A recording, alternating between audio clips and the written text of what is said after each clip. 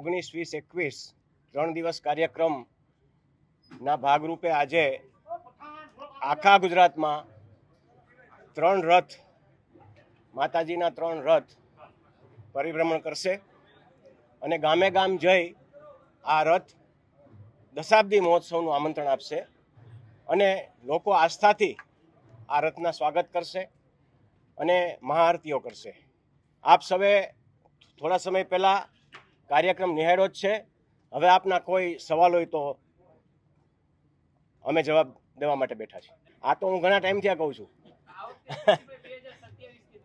હા, 2017થી આપ જાણો છો કે મારે આરામ કરવાની જ મને ઈચ્છા છે, પણ કાંઈ કારણોસર નથી કરી શકતો.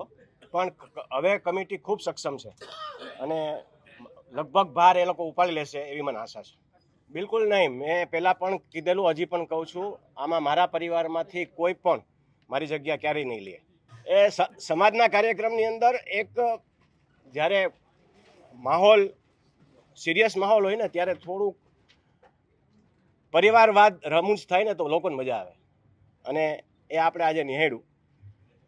આરામ કરવાનો મતલબ એ છે કે મેં 2009થી પ્રવાસ કરી રહ્યો છું અને લગભગ અત્યારે આ 26 ચાલી રહ્યું છે. 27માં હું એમ કહું કે મને થોડો આરામ કરવા દો, વધારે લોકો કામ કરે મારા જગ્યાએ, એમાં કંઈ ખોટું નથી.